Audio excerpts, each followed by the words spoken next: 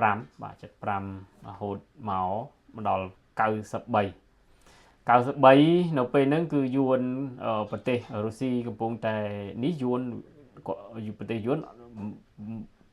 សងំព្រោះអត់មានឱកាសនៅពេលនេះមាន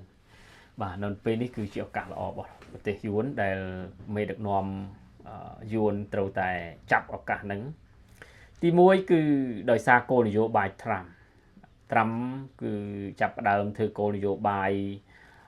មិនខ្វល់ជាមួយប្រទេសណាទេបាទគឺសំខាន់គឺគិតពីប្រយោជន៍អាមេរិកជាធំកាលណានយោបាយបែបនេះគឺនយោបាយជាមួយនឹងប្រទេសតលប្រទេសបាទអត់ខ្វល់ពីសូម្បីតែ NATO ណាដែលជាអង្គការមួយដ៏ធំដែលបង្កើតឡើងដើម្បីជាសម្ព័ន្ធមិត្តរបស់សហរដ្ឋអាមេរិកហ្នឹងក៏មានការភ្ញាក់ផ្អើលមែនទែនបាទក្រោយពីត្រាំប្រកាសដកខ្លួនជាច្រើនបាទដកខ្លួនចេញពីកម្លាំងសមមិត្តកម្លាំងសម្ព័ន្ធមិត្តបាទសម្ព័ន្ធមិត្តបងប្អូនសម្ព័ន្ធមិត្តអញ្ចឹងហើយបានជាយួនមើលឱកាសនេះគឺយួនគិតថាជាឱកាសល្អសម្រាប់ប្រទេសយួនបាទពេលដែលគេមិនសូវខ្វល់ខ្វាយបាទយើងឃើញសូម្បីតែប្រទេសអ៊ីស្រាអែលឥឡូវនេះក៏យើងឃើញថាប្រទេសជាច្រើនបើកភ្នែកមើលមិនហ៊ានលូកដៃទេបាទគឺមិនបានត្រឹមតែអួតក្អេងក្អាងបាទអួតក្អេងក្អាងបានតែនិយាយបានតែប៉ុន្តែភាពពិតគឺអត់ហ៊ានទេបាទដោយកាលពីបងប្អូនដឹងហើយកាលពីអ៊ីស្រាអែលវាយ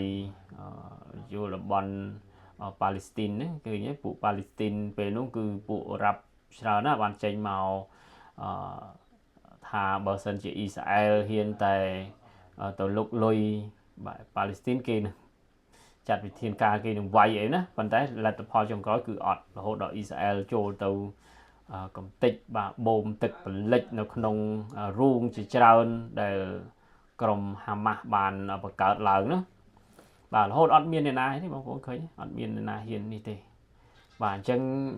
យួនសម្លឹងមើលបែបហ្នឹងយួនចង់បានបែបហ្នឹងចង់បានបែបហ្នឹងពេលដែលយួនទៅឈ្លានពានប្រទេសណាគឺអត់មានប្រទេសណាហ៊ានលូកទេ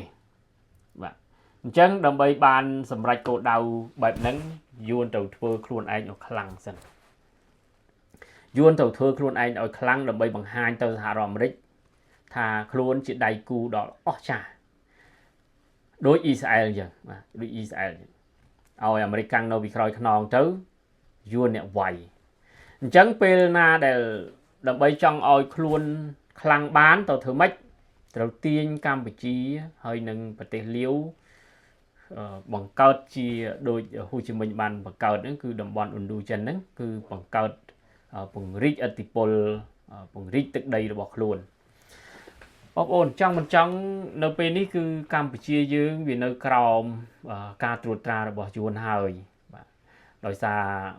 ពីមុនយើងគិតថាចិនចូលមកយ៉ាងហោចណាស់ក៏ចិនជួយទប់មិនឲ្យយួនឈ្លានពានប្រទេសកម្ពុជាបានស្រួលដែរបាទយ៉ាងហោចណាស់ក៏មានមិត្តដេកថែបដោយហ៊ុនសានបានអួតចាប៉ុន្តែហ៊ុនសែនមនុស្សកលិចកលុចមនុស្សគេហៅថាឆ្អិនក្បាលស៊ីក្បាលឆ្អិនគេទៅគេអើយបើពួកគណៈបព្វជិជនអួតគេថាអ្នកនយោបាយចាស់ភាសាវ័យឆ្លាតណាបាទតែមើលអាណាចាញ់គឺមិនទៅក្បែរទេបាទទៅក្បែរតែអ្នកឈ្នះយើងមើលកាលពីប្រយុទ្ធច័ន្ទវិចាឈ្នះបាទការអំណាចគឺហ៊ុនសែនទៅអបទៅរណបបាទពេលដែលធ្លាក់ពីអំណាចគឺទាត់តែចោលដោយសលៃគ្មានទៅខ្វល់ទេបាទនៅអបថាក់ស៊ីនវិញថ្ងៃណាមួយពេលថាក់ស៊ីនធ្លាក់ពីអំណាចកូនគ្រួសារថាក់ស៊ីនធ្លាក់អំណាចហ៊ុនសែនទាត់ក្បាលចោលដូចគ្នាបាទមិនខ្វល់ទេប៉ុន្តែនៅពេលនេះគឺប៉ុន្តែអ្នកដែលហ៊ុនសែនមិនអាចទាត់ក្បាលចោលបានគឺយួនបាទគឺស្លាប់រស់បាទគឺបានន័យថាគាត់បានគាត់បានអំណាចណាគាត់បានคล้ายទៅជាអ្នកមានពនិលការវល់លៀនមានលុយវល់លៀន បាទអាណាចក្រលុយបាទអញ្ចឹងគាត់ទៅអរគុណវៀតណាមរហូតដល់ខ្សែសង្ខារទៅអើយណាពីថាខ្សែសង្ខារទៅអើយក៏គាត់មិនបោះបង់ប្រទេសវៀតណាមចោលដែរ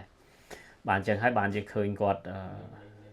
បាទងាកពីចិនដោយសារគាត់ទៅខ្ចីលុយចិនមិនបានបាទអញ្ចឹងហើយគាត់មើលឃើញថាពេលនេះគឺសេដ្ឋកិច្ចបានរំពាត់គាត់ជុំវិញទិសជាពិសេសប្រទេសសេរីបានដាក់ទណ្ឌកម្មទៅលើក្រុមគាត់លើមន្ត្រីគាត់អញ្ចឹងពេលដែលគេយកចិត្តទុកដាក់លើយួនខ្លាំងអញ្ចឹងគាត់រត់ដកខ្លួនចេញពីចិនក៏រត់ទៅយួនម្ដងបាទរត់ទៅយួនកាន់តែខ្លាំងឡើងណាពីមុនតាមពិតយួនប្រើគាត់ទេយួនប្រើគាត់ឲ្យទៅចឹងទៅដើម្បីឲ្យប្រទេសសេរីគេដាក់ទណ្ឌកម្មលើកម្ពុជាបាទអញ្ចឹងបើហ៊ុនសែនមិនតអបចិនទេគឺប្រទេសសេរីគេអត់ដាក់ទណ្ឌកម្មឬក៏គេដកខ្លួនចេញពីកម្ពុជាទេទាល់តែឲ្យហ៊ុនសែនធ្វើទៅជាអបចិនសិនបាទល្បិចកលនេះគឺជាល្បិចរបស់យួនហើយបងប្អូនច្បាស់ជាស្គាល់ហើយបងប្អូនចរិតរបស់យួនបាទបងប្អូនដឹងណាចរិតយួនគឺចរិតងុំឯណាគេថាងុំប៉ុន្តែមិនធម្មតាទេ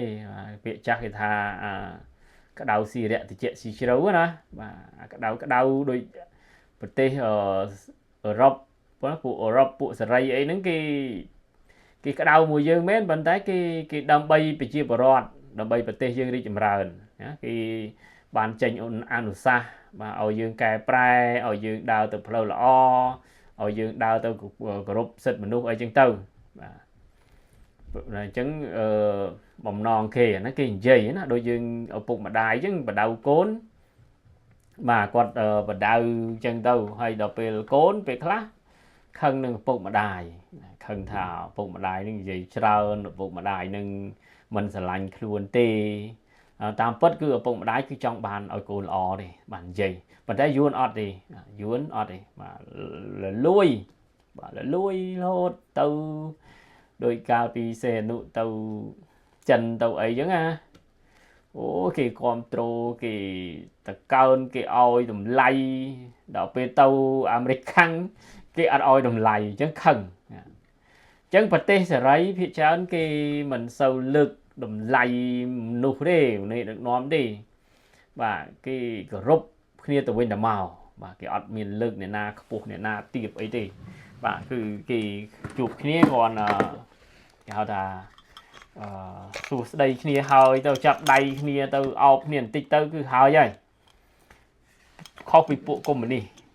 បើទៅយួនទៅចិនទៅអីវិញអូបាទលើកទាំងកើនស្រីញីអូនបងអីហ្នឹងអូសម្បើមណាស់បាទសម្បើមណាស់បាទអញ្ចឹងហើយបានជាប្រទេសផ្ដាច់ការហ្នឹងវាចូលចិត្តណាបាទចូលចិត្តណាបាទគេចង់បានស្រីមិនចង់បានលុយមិនក៏គេឲ្យដែរគេមិនខ្លាចឲ្យទេបាទយួនគេមិនខ្លាចឲ្យទេបាទលុយកាក់បាទព្រោះឥឡូវនេះយើងឃើញថាប្រទេសកម្ពុជាគេដកអស់ហើយបាទជី EBA ហ្នឹងអញ្ចឹងមានទៅធ្វើម៉េចឥឡូវនេះគេឲ្យទៅយួនអញ្ចឹងវាជាឱកាសយួនហើយក្នុងការរកស៊ីមកលើប្រទេសកម្ពុជាលើមុនឱកាសរបស់ចិនលើមុនឱកាសរបស់ចិនណាចិនយកនឹងដើម្បីមកធ្វើទៅបាននាំចេញទៅវាយត្រាយើងទៅរួចខ្លួនរួចពន្ធឃើញទេល្បិចអាហ្នឹងល្បិចរបស់ចិនប៉ុន្តែមានឈ្មោះយើងណាជារបស់របរយើងវាយត្រាហើយទៅណាវាយត្រាហើយទៅជាកម្ពុជាទៅកិច្ចពន្ធបាននាំទៅអាមេរិកនាំអីតែប៉ុន្តែឥឡូវនេះខុសពីមុនវាប្រែកន្លាប់ណាឥឡូវនេះគឺប្រទេសវៀតណាមដែលជាប្រទេសដែលជឿនលឿនជាងកម្ពុជាយើងផងសេដ្ឋកិច្ចគេក៏ខ្លាំងជាងយើងប្រព័ន្ធធារាសាស្ត្រប្រព័ន្ធទឹកប្រព័ន្ធភ្លើងគេល្អជាងយើងគេផលិតបានរថយន្តគេធ្វើរោងចក្រគេបានផលិតផលិតថ្នាំបាញ់ប៉ុន្តែបែរទៅជាបាន EVA បើបរិចារណាមើល